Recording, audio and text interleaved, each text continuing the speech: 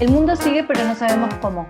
Hoy vamos a hablar con Florencia Can, que es médica e infectóloga. Florencia, muchas gracias por recibirnos en este contexto. Queríamos charlar con vos para ver tu visión sobre cómo dialoga en este momento el discurso político y el discurso médico. Está buena la pregunta porque son cosas diferentes. Hoy por hoy parece que todo fuera lo mismo e incluso hay quienes dicen que hay un gobierno de infectólogos, lo cual es un montón, porque en realidad el rol de los médicos en general y en este caso los que estamos asesorando al gobierno respecto al manejo de la pandemia, en mi caso representando a la Sociedad Argentina de Vacunología y Epidemiología, que es la sociedad que presido, y hay representantes de otras sociedades científicas y también hay expertos que fueron convocados por su trayectoria. Entonces nosotros damos nuestro punto de vista desde lo sanitario, pero siempre sabiendo que en esta situación de pandemia, en esta situación tan inusual, tan inédita, donde no hay expertos en coronavirus, porque el coronavirus no existía hasta fines de diciembre del año pasado. Entonces, en esto siempre hay que mirar las distintas aristas del problema. Y una de esas aristas es lo epidemiológico, lo infectológico, lo sanitario. Pero también está lo económico. Con económico no me refiero a lo macroeconómico, la deuda externa, los bonistas, además yo no entiendo nada de eso. Me refiero a lo microeconómico, a la economía de cada uno de los hogares, a los laburantes que necesitan llevar un plato de comida para sus hijos y sus hijas a su casa. Básicamente eso. Y después está la esfera psicosocial, ¿sí? La salud mental, considero que es tan importante como la salud física, digamos, somos un todo.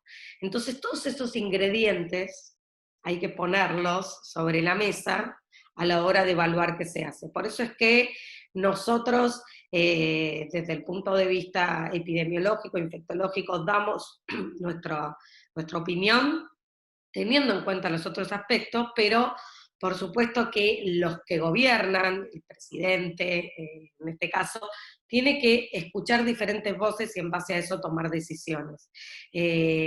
Porque, ya te digo, es muy complejo y hay muchos aspectos a tener en cuenta. ¿Y cómo dialoga también el discurso de la economía con el discurso de la salud?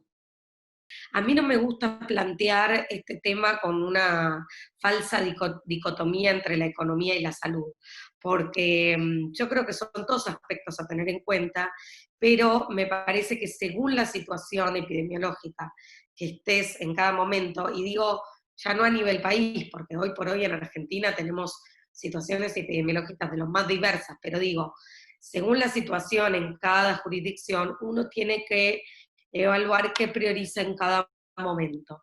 Pues la realidad es que cuando vos decís, bueno, yo voy a prevalecer la economía por sobre la salud, lo que termina pasando es que se te enferma tanta gente que eso hace que también la economía decaiga. Entonces, es mentira, en un punto, que si uno prioriza la economía va mejor. De hecho, cuando se empiezan a habilitar actividades, por ejemplo, desde lo comercial, pasa que muchas veces la gente igual no quiere salir, porque igual, digamos, tiene miedo, quiere cuidarse. Entonces, me parece que no hay que plantearlo en términos así como blanco-negro, sino que hay que poder encontrar ese gris que permita cuidarnos desde el punto de vista sanitario, pero también entender que hay personas que necesitan poder empezar a producir para poder, digamos, llevar un plato de comida a su casa.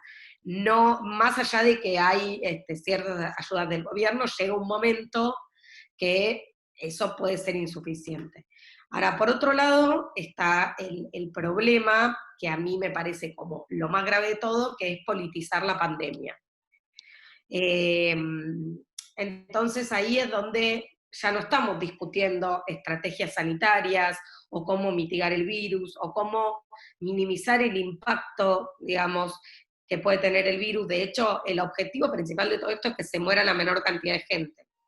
Te diría que si vos me decís, bueno, se van a enfermar muchos, pero van a tener una enfermedad leve, no me preocupa tanto, sería una enfermedad viral más de la cual te vas a recuperar. Lo más importante es que se muera la menor cantidad de gente. Entonces, uno hace las recomendaciones en esa dirección. Entonces, cuando se quiere politizar la pandemia y meter, ya te digo, temas que no tienen que ver con justamente con cuidar la vida de las personas, sino con meter púa, como diríamos, es donde a mí ya me empieza a hacer ruido. Porque creo que incluso desde el gobierno, tanto gobierno como oposición, desde la gente que está gobernando, mostraron que están todos trabajando con el mismo objetivo, que es cuidar la salud de los argentinos.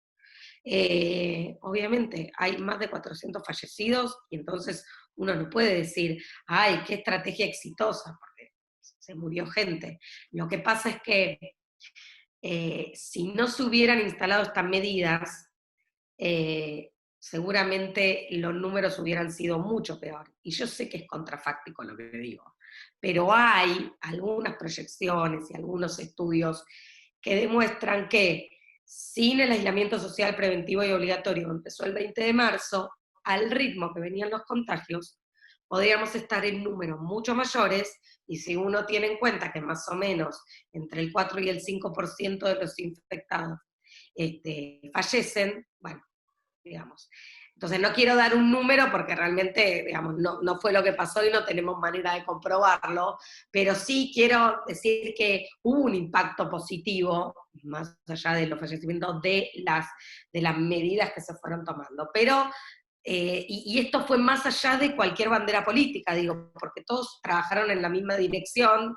Me consta que la imagen de Alberto Fernández, Kicillof y Larreta no es solo para la foto, digamos, me consta que se trabajó realmente en equipo, pero después empieza a ver otros personajes que por ahí en este momento están más en la periferia, que no están gobernando, que en realidad están haciendo comentarios que no aportan nada y que por ahí hacen que la gente que, es lógico, empieza a estar un poco cansada de la cuarentena, pero todos estamos cansados, nadie está disfrutando con esto.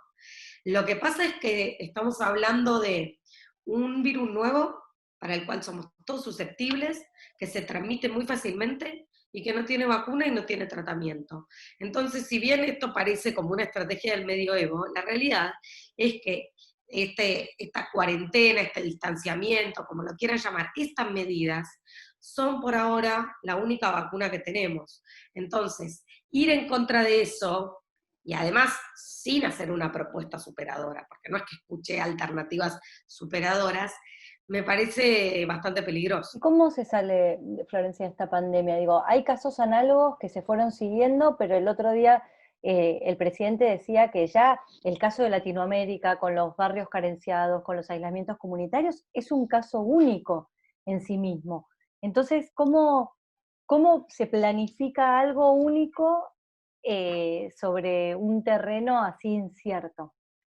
Sí, sí, sí, es tal cual lo que vos decís, porque hasta ahora veníamos como aprendiendo lecciones de otros países, eh, porque bueno, sabemos que en Asia, en Europa, en Estados Unidos el virus llegó antes y pudimos ver lo que sí y lo que no teníamos que hacer. eh, y de hecho una de las cosas que hicimos, a diferencia de otros países, fue el aislamiento social preventivo y obligatorio en forma temprana, con menos de 100 casos, con 2 fallecidos, digo, se hizo en forma temprana y esto tiene un valor muy importante porque permitió ganar tiempo para fortalecer el sistema de salud que estaba en condiciones muy complicadas, fortalecerlo desde los insumos, fortalecerlo desde el recurso humano, hospitales, camas, y también prepararnos como sociedad y entrenarnos en el uso del tapaboca, el lavado de manos, el distanciamiento. Entonces, este fue un tiempo muy importante. Ahora, el problema con los barrios populares es que, claro, en Europa, por ahí en Asia, en Estados Unidos, no es tan común esto. Entonces, así como la estrategia al principio era quédate en tu casa, pero para los barrios populares donde hay más densidad poblacional era quédate en tu barrio, cuando el virus entra a un barrio popular donde hay mucha densidad poblacional donde el distanciamiento físico es prácticamente imposible de mantener, donde sobre todo, ¿qué tienen de diferente? Los barrios populares de la Ciudad Autónoma de Buenos Aires son muy en vertical, por ahí tienen algunas viviendas de 4 o 5 pisos con muchas personas viviendo en cada una, mientras que en la provincia de Buenos Aires es más horizontal. Eso eventualmente eh, es un aspecto un poco más favorable para la provincia, por la distribución. No estoy diciendo que en la provincia haya menos pobreza, para nada. Estoy hablando de la distribución de las viviendas. Entonces, claro, no tenemos un modelo para seguir con esto, porque además nosotros por un lado actuamos en forma temprana, pero claro, hay una tasa muy alta de transmisión en los barrios populares, como también en los geriátricos, en las cárceles, en los paradores donde hay personas en situación de calle muchas veces. Entonces, ¿qué es lo que se hizo? Se hizo este operativo que se llama Detectar, que consiste básicamente en no esperar que los pacientes vayan al sistema, sino que el sistema vaya activamente a buscar a los pacientes. Entonces se va puerta por puerta y se le pregunta, ¿usted tuvo fiebre? ¿Le molestó la garganta? ¿Tuvo tos? Hay todo un cuestionario, ¿no? Por supuesto, prearmado. Entonces, ¿qué permite eso? Detectar a los casos sintomáticos, pero también a lo que llamamos oligosintomáticos. Viste, a veces cuando tenés una molestia en la garganta, te sentiste un poco mal, pero fue un día y pasó, y seguís con tu vida normal. Mm. Esa persona puede tener coronavirus y puede contagiar a otros. Entonces, por ahí esa persona no va a ir a consultar el sistema. Pero si van y le preguntan, dice sí, esa persona se la puede testear, y si da positivo se puede aislar a esa persona y también estudiar a los contactos. Eso te permite ir cercando los casos, porque si no, como yo les decía antes, este virus se transmite muy rápidamente y es una cosa que se va así, diseminando como un río de pólvora. Entonces, es importante detectar tempranamente a los casos y ustedes podrán ver en los números de los últimos días que la tasa de letalidad bajó. ¿Qué quiere decir? El número de fallecidos sobre el total de casos, antes esa tasa daba cerca del 5% y ahora da 3,7%. ¿Por qué? Se están haciendo más diagnósticos tempranamente de casos leves en gente joven. Entonces, aumentó el número de casos a expensas de los leves. De hecho, el número de pacientes internados en terapia intensiva oscila siempre entre 150 y 200 y eso no cambió. Y el número de fallecidos también se mantiene bastante estable. Sin embargo, aumentó mucho el número de casos. Entonces, la estrategia en esta situación de los barrios populares tiene que ser la búsqueda activa de casos. Pero para esto es fundamental trabajar con los referentes de cada barrio, trabajar con las organizaciones sociales. No puede, la estrategia nunca puede ser que el Estado cae literalmente y como con una, casi como con una imposición, empieza a testear gente. ¿Por qué? Porque esto puede generar estigma, discriminación, y es lo que no tiene que pasar. Para que esto no pase, hay que trabajar con los referentes de los barrios, los representantes, las organizaciones sociales y populares. Hay que trabajar en conjunto y hay que ver en cada barrio cuál es la mejor estrategia. No hay una única estrategia, no son los barrios populares. Cada barrio tiene su particularidad y tiene su gente y hay que trabajar con esa gente porque en realidad el objetivo puede ser genuino, que es cuidar la salud de las personas, pero si vos no trabajas con los referentes de cada lugar, lo único que vas a generar es estigma, discriminación, y también que gente que tiene síntomas te diga que no los tiene, simplemente porque no quiere, digamos, exponerse a esa situación. Entonces, por eso insisto en la importancia de trabajar mancomunadamente con los referentes de cada lugar. Vos varias veces repetiste esta frase, salimos entre todos. ¿Me la ampliarías un poco? ¿Qué querés decir con esas tres palabras?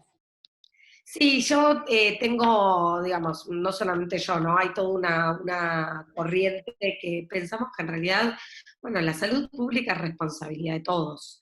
Y entonces, en base a esto que está pasando con la pandemia, suelo decir, de esta salimos entre todos o no sale ninguno.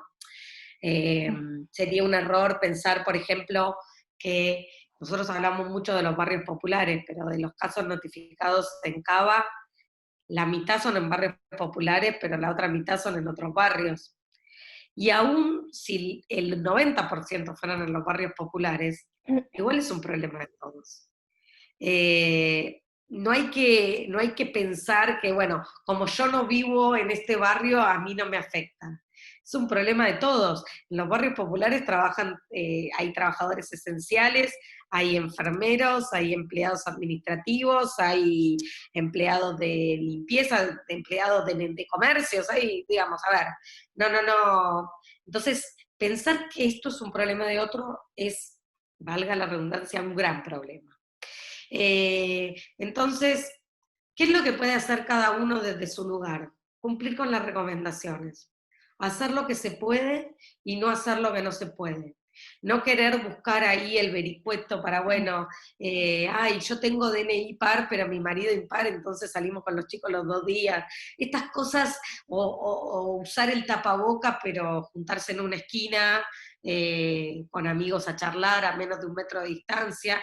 Digo, son todas pequeñas cosas que cada uno de nosotros puede hacer para no contribuir a que la pandemia siga creciendo.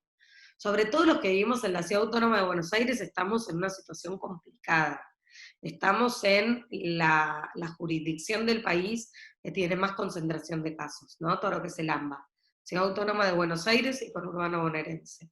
Entonces, tenemos que tener especial atención a las recomendaciones. Tenemos que salir lo mínimo indispensable. Si tenemos un trabajo que nos permite trabajar desde nuestra casa, trabajar desde nuestra casa. Si estamos exceptuados, salir para trabajar, pero después volver. Y siempre usando tapaboca y siempre manteniendo el distanciamiento, cubriéndonos siempre la boca, la nariz con el pliegue del codo cuando tosemos o estornudamos, ventilar los ambientes, todo lo que venimos recomendando y repitiendo hasta el cansancio es responsabilidad de cada uno.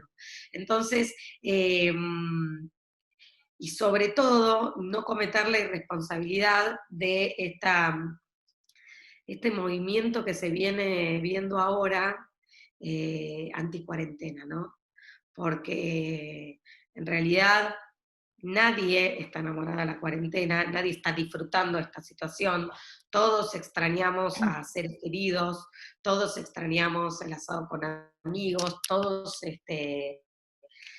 extrañamos nada, nuestra vida de siempre, pero la realidad es que en este momento, y por todo lo que expuse anteriormente, esta es la única estrategia que tenemos. A medida que como sociedad vayamos pudiendo cumplir con estas recomendaciones y haciendo las cosas bien, vamos a poder ir haciendo más actividades. Por supuesto que, como decía antes, barrios populares, geriátricos, pueblos originarios, personas en situación de calle, que son poblaciones más vulnerables porque el tema del distanciamiento es difícil de cumplir, tienen una estrategia diferente para el diagnóstico que consiste en la búsqueda activa e incluso en la definición de casos sospechosos del Ministerio de Salud de la Nación es diferente para esos grupos más vulnerables. Es decir, se requieren menos síntomas para que te hagan el test, porque la idea es justamente ser más sensibles en el diagnóstico en aquellos que son población vulnerable. Y por otro lado, el resto tenemos que cumplir con las recomendaciones y si tenemos fiebre o algún síntoma compatible, consultar, llamando por teléfono, pidiendo médico a domicilio o yendo a los centros de salud, que en todos los centros de salud hay una entrada para los que tienen fiebre y otra para las otras patologías. No nos olvidemos que sigue habiendo infartos de miocardio, accidentes cerebrovasculares, enfermedades oncológicas y todo lo demás, y no hay que dejar de consultar. Es preocupante cómo bajaron las consultas por algunas patologías agudas, ¿sí? Entonces, no hay que tener miedo de ir a los centros de salud, a los hospitales, porque todos tienen entradas diferenciadas para los pacientes febriles de los no febriles. Así que eso me parece que es importante tenerlo en cuenta. Y también decir que todo esto, que como yo les decía, el virus se descubrió el 7 de enero, tenemos todavía muchísimo por aprender. Y esto es dinámico. Esto va cambiando en base a que se van sumando nuevas evidencias, ¿sí? Entonces, no tenemos respuestas para todo.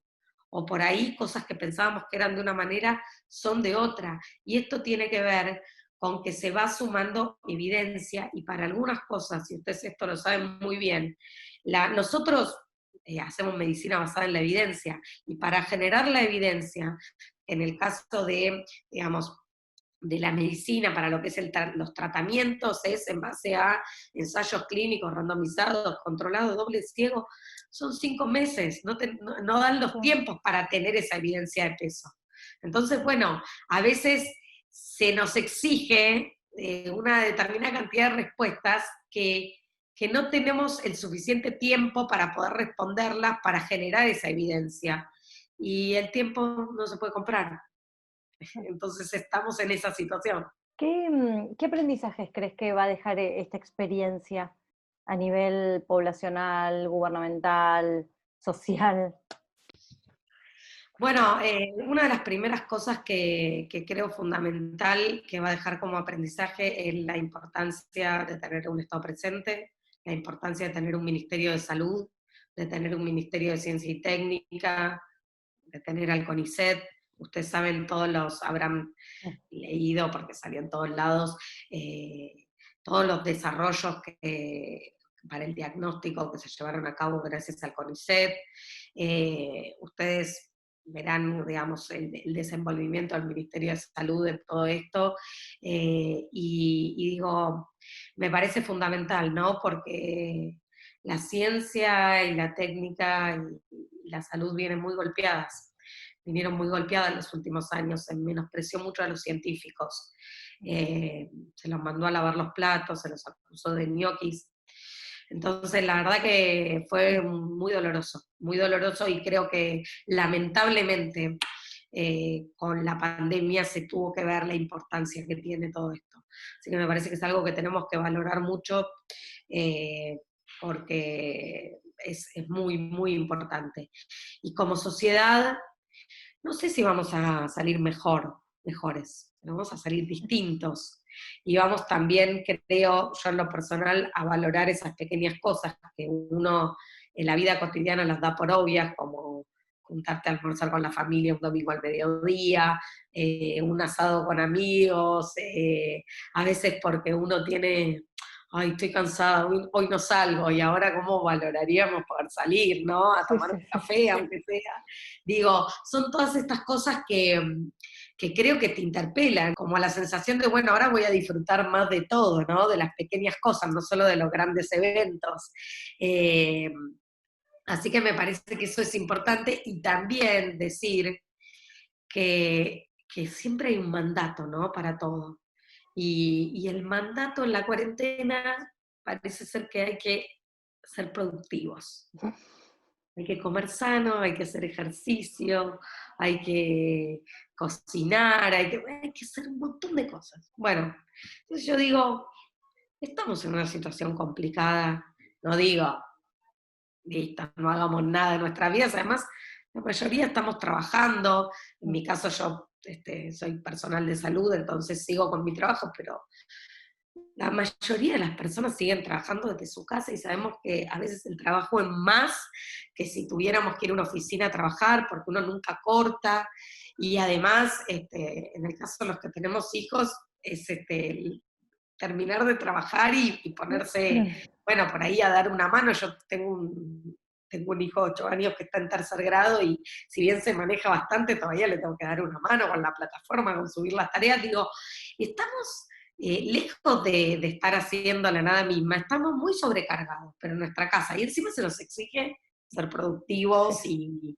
y comer sano y hacer actividad física, como decía antes. Entonces, bueno, vamos a hacer lo que podamos en esta situación que es súper extraordinaria. y que es inédita. Y que como es inédita no hay muchos modelos para copiar, porque como les decía, Argentina en un montón de aspectos es única. Evidentemente estuvimos haciendo las cosas bien, porque si nos comparamos con países vecinos, vemos que estamos haciendo las cosas bien, pero ahora tenemos un gran desafío, que es cómo seguimos de acá en adelante.